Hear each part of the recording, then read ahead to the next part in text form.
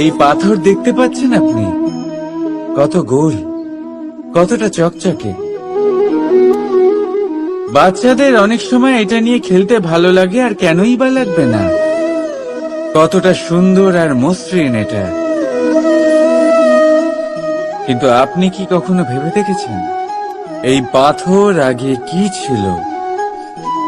কোনো বিশাল আকার পর্বত, কোনো বিশাল আকার পাথরের একটা বড় ভেঙে যাওয়া অংশ বিশেষ, যেটা কোনোভাবে নদীতে পড়ে নদীর ধারার সাথে বইতে থাকলো, মাটির সাথে ঘর্ষণ হলো, বালির কণার সাথে ঘর্ষণ হতে থাকলো, আর তারপর ধীরে ধীরে এই আকার পেল। এবার আমরাও এই পাথরের মতোই। তাই মনে রাখবেন, আপনার ব্যক্তিত্ব, আপনার এই স্বরূপ ঈশ্বরের দেওয়া কখনোই নয়।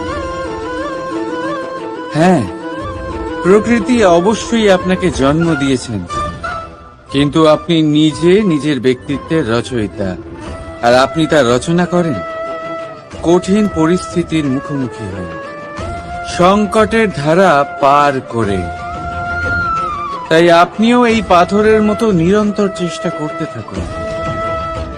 নিজের অস্তিত্ব বজায় রাখুন, এই অস্তিত্বকে মহান করতে থাকুন, আর আমার সাথে ভালোবেসে বলুন, রাধা রাধা।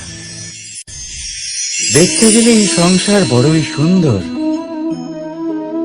কিন্তু আসল সত্যি এটাই যে সংসারে সবকিছু নশ্বর। যেটা কাল ছিল তা আজ নেই, যা আজ আছে তা কাল ছিল না, আর যা আজ আছে তা কালও থাকবে না। প্রত্যেক মানুষকেই যথাসময়ে কালের কাছে মাথা নত করতে হয়। এই রূপের বিনাশ করে বার্ধক্য, প্রাণের বিনাশ করে মৃত্যু, আলস্য, ঈর্ষা ধর্মের বিনাশ করে, আর ক্রোধ বিনাশ করে সম্পর্কের। কিন্তু এরকম একটা অনুভূতি আছে যা একাই সমস্ত গুণ বিনাশ করতে সক্ষম হয়, আর সেটা হলো অহংকার।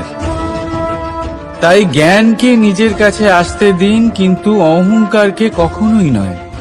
কারণ যদি এই অহংকার আপনার কাছে চলে আসে, তাহলে জীবনে যা কিছু আপনি অর্জন করেছেন, তা সে গুণ হোক বা হোক ধন, সে বন্ধু হোক বা হোক আনন্দ, সবকিছু শেষ হয়ে যাবে। রাধা রাধা। বর্ষাকালে যখন ভয়ানক বৃষ্টি হয়, তীব্র গতিতে যখন হাওয়া চলে, তখন আপনি নিশ্চয়ই দেখেছেন যে পাখিরা, যাদের বাসা মাঝে মাঝে ভেঙে পড়ে, নষ্ট হয়ে যায়। কিন্তু আপনি কি কখনো সেই পাখিদের বিলাপ করতে দেখেছেন? কখনো নয়। যখনই সেই বৃষ্টি থেমে যায়, তারা আবার একটু একটু করে খড়কুটো জোগাড় করে তাদের বাসা বানিয়ে ফেলে। নিজের সংসার সেই রকমই বানিয়ে দেয় যেমন আগে ছিল। এমন কেন?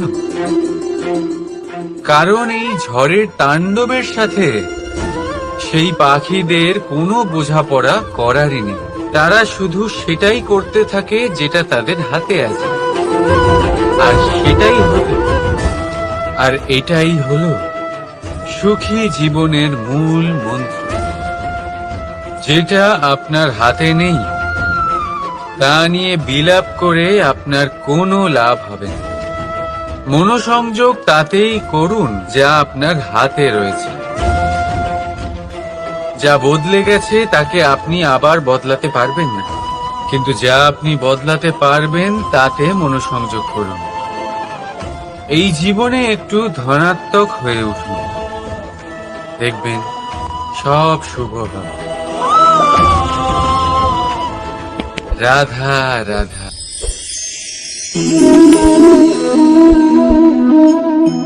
ছোটবেলায় একটা জিনিস আমি কখনো বুঝে উঠতে পারিনি। আমি সবসময় আশ্চর্য হয়ে থাকতাম যে এটা কি করে সম্ভব হতে পারে। ব্যাপারটা ছিল এরকম, আমি আমাদের গোয়াল ঘরে দেখতাম ভিন্ন ভিন্ন রং রূপের গাভী। কারোর রং কালো তো কারোর রং সাদা, কেউ খয়েরি তো কারোর রং বাদামি।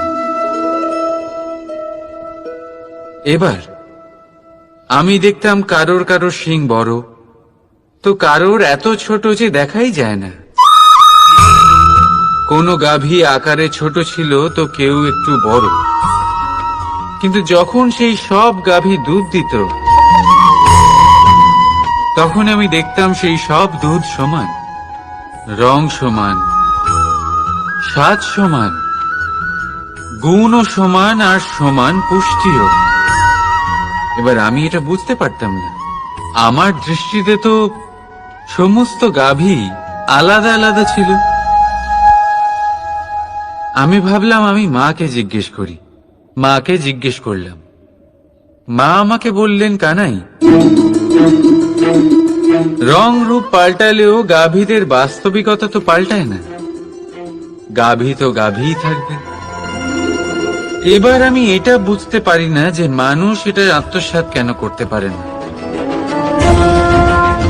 দেখুন, রং, রূপ, জাত, ধর্ম, ভাষা, এই সবের উপরে হলো মনুষ্যত্ব। আর মনুষ্যত্বের একটাই ধর্ম, আর সেটা হলো প্রেম। তাই এই প্রেম আপনি সকলের সাথে ভাগ করে নিন। প্রেমের সাথে সকলের সেবা করুন। এই মনুষ্যত্বর অমৃত চেখে দেখুন, আর আপনি বুঝে যাবেন যে আমরা কেউ আলাদা আলাদা নই, আমরা সবাই সমান। রাধা রাধা। সাগর, কত বিশাল হয় এই সাগর! কি না করতে পারে এই সাগর! এক মুহূর্তের মধ্যে সব ধ্বংস করে দিতে পারে, প্রলয় ডেকে আনতে পারে, সংসার মুছে ফেলতে পারে। এই সাগর জীবন জ্যোতি নিভিয়ে দিতে পারে। কিন্তু এই সাগর যা মেটাতে পারে না তা হলো একজন তৃষ্ণার্তের তৃষ্ণা।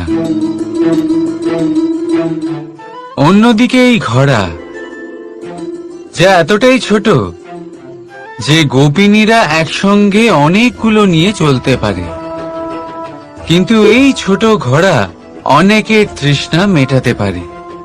এবার বলুন, জল সাগরেও আছে, আবার এই ঘোড়াতেও। তাহলে পার্থক্য কোথায়? এখানে পার্থক্য হলো তাদের আচরণের মধ্যে। একজন মাটির মধ্যে মিষ্টি জল ধরে রাখে তো আরেকজন নিজের নোনা জলের আঘাতে যে কাউকে মাটিতে মিশিয়ে দিতে পারে। আপনি কি হতে চাইবেন? সাগরের নোনা জল হয়ে কারোর আশা চূর্ণ বিচূর্ণ করে দিতে, নাকি মিষ্টি জলের ঘোড়া হয়ে কারোর তৃষ্ণা মেটাতে? সিদ্ধান্ত আপনার। রাধা রাধা। কতবার এমন হয়, আপনি কোনো কাজ করার জন্য কাউকে দায়িত্ব দেন, কিন্তু সেই ব্যক্তি সেই কাজ সম্পন্ন করতে পারে না, অসম্পূর্ণ রেখে দেয়, অথবা ঠিকভাবে করতে পারে না। এবার এই পরিস্থিতিতে কি হয়? আপনি ক্রুদ্ধ হয়ে যান, তার উপরে আপনি রেগে যান, তাকে তিরস্কার করেন, আর তারপরে সেই কাজ সম্পন্ন করতে আপনি নিজেকেই নিযুক্ত করেন, আর শেষ পর্যন্ত সেই কাজ সম্পন্ন হয়েই যায়। এবার এই বিষয়ে সমস্যা সেই ব্যক্তির চেষ্টায় নয়, সমস্যা আপনি যে সেই ব্যক্তিকে ভরসা করলেন তার ছিল। আমরা অন্যের প্রতি ভরসা করাকে প্রথম পদক্ষেপ বানিয়ে, আর নিজের উপরে বিশ্বাসকে শেষ সম্বল।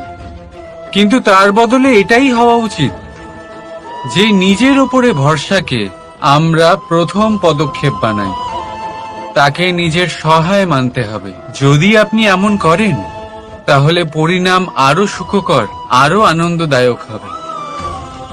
তাই মনে রাখবেন, এই সংসারে আপনার সব থেকে বড় ভরসা আর কেউ নেই। এই সংসারে আপনার সব থেকে বড় রক্ষাকর্তা আর কেউ নেই, বরং আপনি নিজেই। রাধা রাধা। আসুন আপনাকে একটা প্রশ্ন করছি, সোনা আর লোহার মধ্যে তফাৎ কি? এবার বেশিরভাগ লোকের উত্তর এটাই হবে যে সোনা বহুমূল্য। সোনার মূল্য লোহার থেকে আমাদের আরো বেশি সুন্দর দেখায়। অন্যদিকে লোহা সেই সৈনিকদের ঢাল ও তলোয়ার হয়ে তাদের রক্ষা করে, যারা আমাদের প্রাণকে রক্ষা করেন। এই সৈনিক না থাকলে আমাদের প্রাণও থাকবে না। এবারে বলুন, সোনার মূল্য বেশি হওয়াতে কি লোহার মূল্য কমে যায়? কখনোই না। ঠিক সেইভাবে এই জীবনে আপনি যতই চেষ্টা করুন, কিছু না কিছু এমন থেকে যাবে যা আপনি কখনোই পাবেন না। আর সেই কারণে নিজেকে অক্ষম মনে করা অনুচিত। হতে পারে আপনার কাছে সেই গুণ আছে যেটা সংসারে আর কারোর কাছে নেই। সেই গুণটাকে চিনুন, সেটাকে বাড়ান আর সেটাকে ব্যবহার করুন। তাই মনে রাখবেন, সংসারে প্রত্যেকটা ব্যক্তি বিশেষ হয়, আর এই সংসারে সবাই সবকিছু পায় না। নিজেই দেখে নিন, সোনাকে যে দোকানে সাজিয়ে রাখা হয়, সেই দোকানের তালা লোহা দিয়ে তৈরি হয়। রাধা রাধা। ধন খরচ করেও একটা জিনিস আমরা কিনতে পারবো না, আর তা হলো একটা মুহূর্ত। কি হলো? সত্যি সামনে এসে গেল? সত্যি হলো এটাই যে জগতে সব থেকে বেশি মূল্যবান সময়। সেই সময় যেটা আমরা এমনি নষ্ট করে দিই, অকাজে, কখনো কোনো আশাতে, কখনো শোক করে, কখনো ঘটে যাওয়া দিনের কথা ভেবে, তো কখনো ভবিষ্যতের চিন্তাতে। এই সময়ের সদ্ব্যবহার আমাদের করা উচিত। এই সময়ের সদ্ব্যবহার করে আমাদের ধন অর্জন করা উচিত, মহান কাজ করা উচিত, আমাদের ব্যক্তিত্বকে উদার করা উচিত, ভালো কাজ করা উচিত, সকলের সাথে আনন্দ ভাগ করা উচিত। যদি আমরা এই সংসার থেকে চলেও যাই, তাহলেও সময় আমাদের যেতে দেবে না। এখানেই স্থিত করে রাখবে, কারোর না কারোর জন্য প্রেরণা হয়ে, বা কারোর মুখে কৃতজ্ঞতার হাসি ফুটিয়ে। রাধা রাধা। সূর্য। এই সংসারে সব থেকে বেশি তেজস্বী এই সূর্য, সব থেকে বেশি উজ্জ্বল, সব থেকে বেশি শক্তিশালী।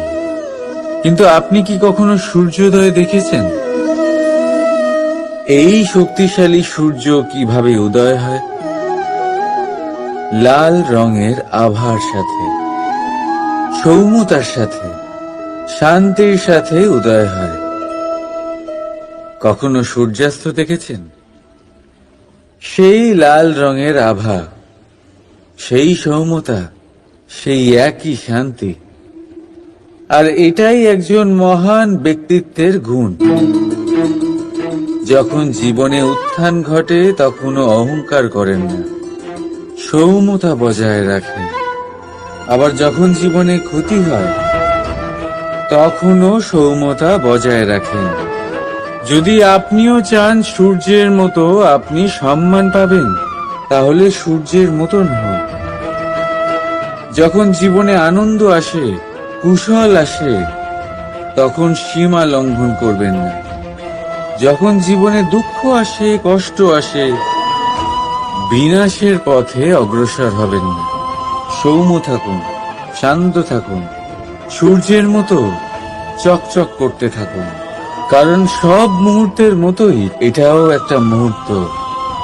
তাতে আপনি আনন্দ লাভ করুন, বা পান দুঃখ, এই মুহূর্ত অবশ্যই চলে যাবে। রাধা রাধা। আপনি ওই কথাটা নিশ্চয়ই শুনেছেন, যখন ভগবান একটা দরজা বন্ধ করেন তখন অন্যদিকে অনেক দরজা খুলে দেন।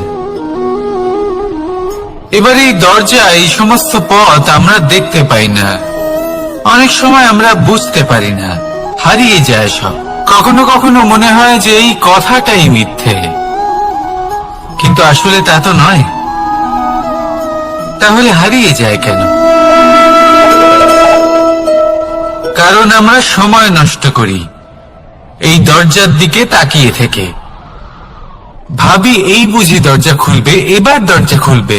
অপেক্ষা করতে করতে আমরা অনেক সময় নষ্ট করে ফেলি।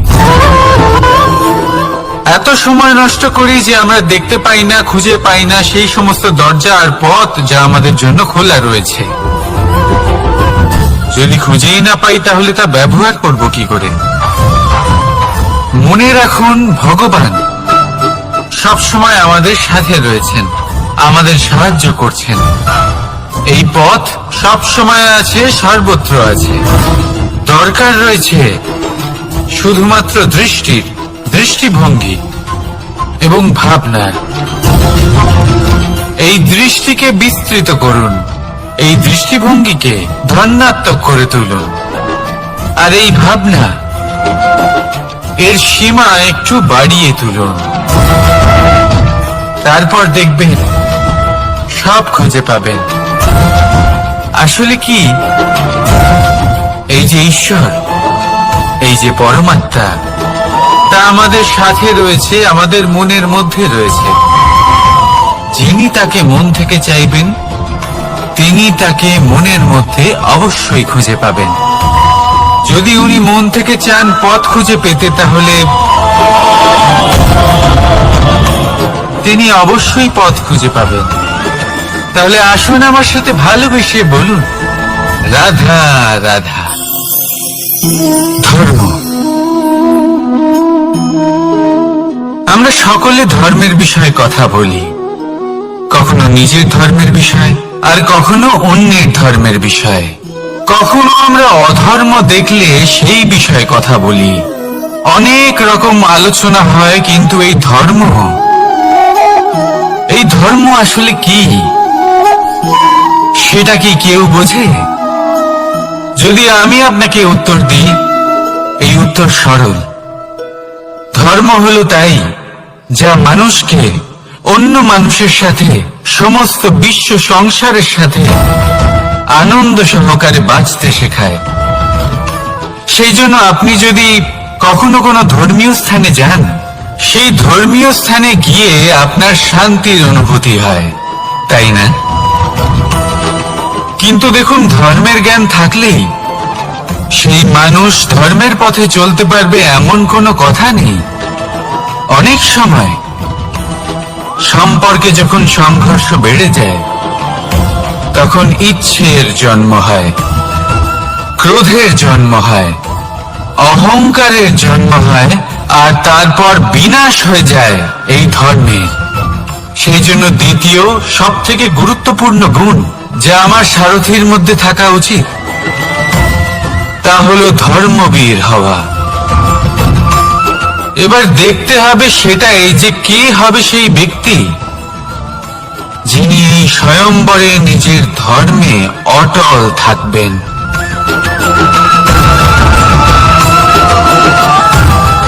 কারণ সেই ব্যক্তি এই সংসার থেকে সরে এসে ধর্মের পুনঃস্থাপনের এই মহাকার্যে আমার সারথী হতে পারবেন। তাহলে আসুন আমার সাথে ভালোবেসে বলুন, রাধা রাধা। কর্ম, ধর্ম, জ্ঞান, এই তিন স্তরে অনেক মানুষ পৌঁছতে পারেন। অনেকে এই পরীক্ষা দিয়ে তাতে উত্তীর্ণ হয়ে যেতে পারেন, কিন্তু শিখরে পৌঁছে শাসন তিনিই করতে পারেন যার কাছে এই চতুর্থ গুণটিও থাকে। সমর্পণ। অত্যন্ত গুরুত্বপূর্ণ একটা গুণ এটা। এই সমর্পণ আসলে অত্যন্ত গুরুত্বপূর্ণ। পূর্ণ সমর্পণ দরকার নিজের লক্ষ্যের প্রতি, সমর্পণ নিজের কর্তব্যের প্রতি, সমর্পণ নিজের আত্মার থেকে নির্গত স্বরের প্রতি, সমর্পণ নিজের রথির প্রতি, অর্থাৎ আমার প্রতি। এবার এই পরীক্ষায় অত্যন্ত কঠিন এক বাঁক আসতে চলেছে, যেখানে সারথীকে সমর্পণের নিরিখে পরীক্ষা করা হবে, আর তাতে উত্তীর্ণ হওয়ার পরেই তার হাতে ধর্ম স্থাপনের রথের রাশ তুলে দেওয়া হবে। দেখা যাক কি হয়। ততক্ষণ আপনি প্রসন্ন থাকুন আর আমার সাথে ভালোবেসে বলুন, রাধা রাধা।